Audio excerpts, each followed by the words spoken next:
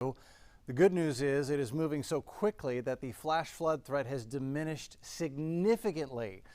We've had several severe thunderstorm warnings, but Addison Green has just walked in here actually. He usually does the morning show. He's in early, I'm up late, we're doing this together. And he was just advising me that the Weather Service is going to pretty soon here replace the warnings with advisories. That means they're downgrading the severe threat. That's also good news. So the speed at which this line is moving through, I'm going to show you the line in a second. It has everything to do with what's happening with the temperatures. Take a look at temperatures. It's 78 in Galveston. It's warm and humid. It's 65 in Columbus. It's so much cooler. It is rain-cooled air, but it's a big blob of it. Take a look at temperatures across the state. San Antonio 66, San Angelo 64, Abilene 61. It's in the 50s in the Panhandle.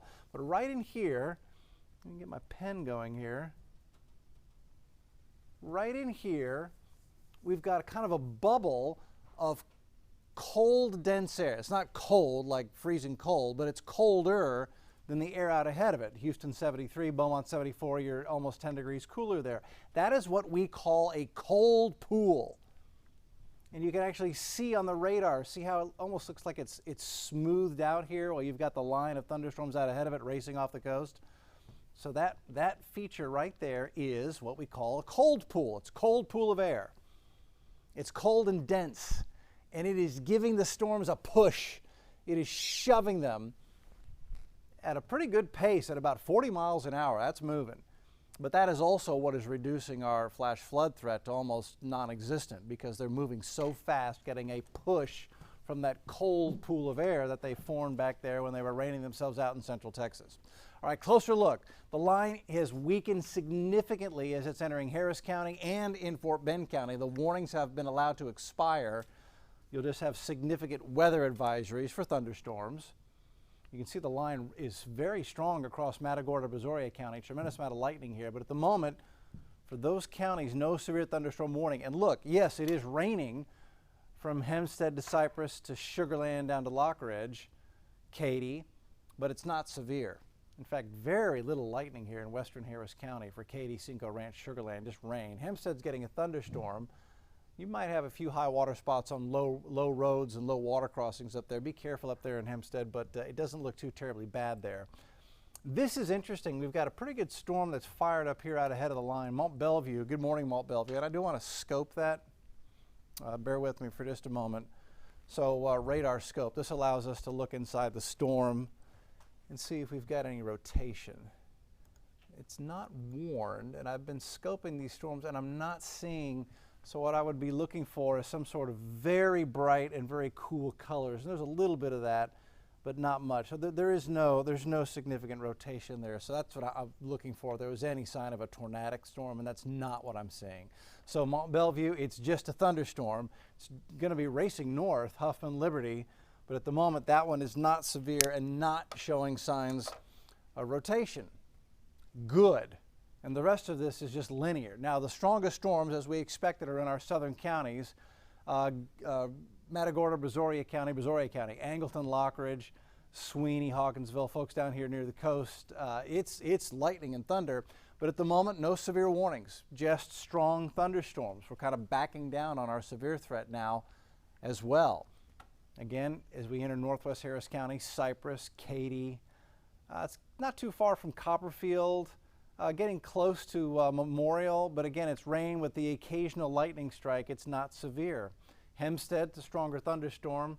Back up toward Brenham, it's a stronger thunderstorm, but again, not reaching severe limits. It's possible you could see some high water spots with that, but that should be about the worst of it. Again, there's that storm, Mont Bellevue. So this is racing north. That's an intense little thunderstorm, but not showing. I'm going to scope that one more time. Let's take a closer look at that.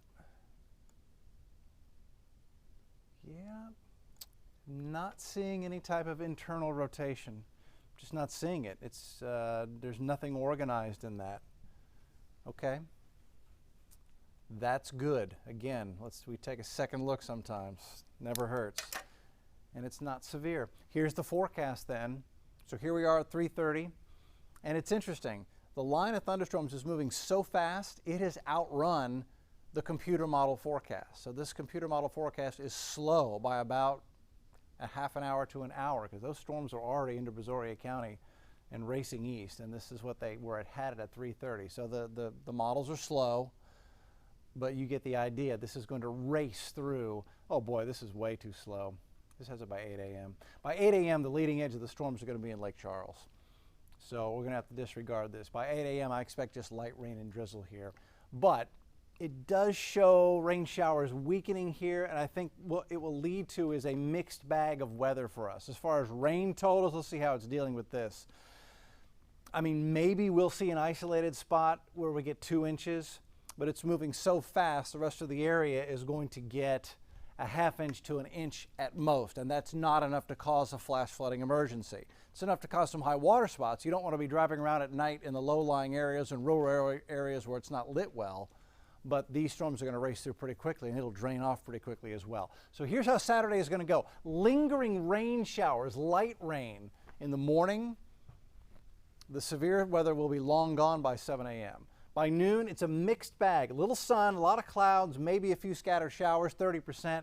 4 o'clock, same thing. A lot of clouds, a little sun, 30% chance for rain. So it's not a washout on Saturday, but there will be a chance for scattered showers, especially if we get a little heat building. There's still an upper level low up there. We could see a few scattered showers pop up both Saturday and Sunday.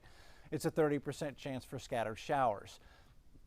One interesting thing with all of this is that as we get into Sunday night into Monday and Tuesday, we're going to get a northerly component to the wind.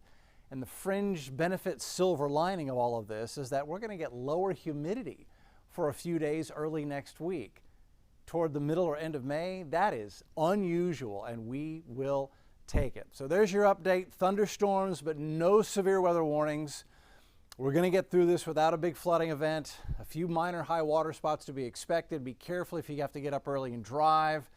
As I mentioned, Addison Green is here. He is going to take over with the next update. We're going to do one at 4:30, I think. 4:30. Yeah, 4:30. So Addison's getting ready for the morning show. He's here. Severe threat is significantly diminished, if not gone, just thunderstorms. It's been fun staying up with you again. It's always interesting to see how these things play out. I'm glad this one is playing out with lightning and thunder and some brief heavy rain. And so far, and we're not expecting anything big and bad out of it. I will see you on Monday. Addison and Blake have the weekend handle. So you'll see Addison here live for another update in about an hour at 3:30. Good night, everybody.